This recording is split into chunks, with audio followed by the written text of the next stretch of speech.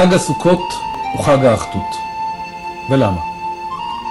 חג הסוכות המוטיב שבו זאת הסוכה וארבעת המינים. בעוד שבמשך כל השנה כולה יש הבדלים.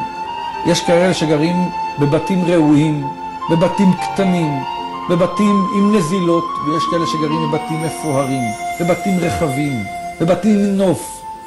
בחג הסוכות אין הבדל. כולם יוצאים לסוכה. מהי הסוכה? דפנות מעץ, סכך מפסולת גורן ויקב. אין הבדל.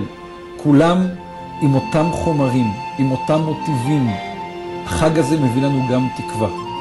שאנחנו נחזור מהארעיות למשכן הקבע. בחג הסוכות אנחנו בכותל המערבי מתכנסים כולם יחד לברכת הכהנים.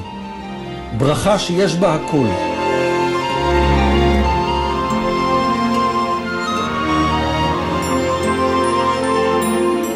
אבל כאן כולם כאיש אחד בלב אחד, עומדים מול הכהנים, מקבלים את הברכות ללא הבדלי מחיצות ומעמדות.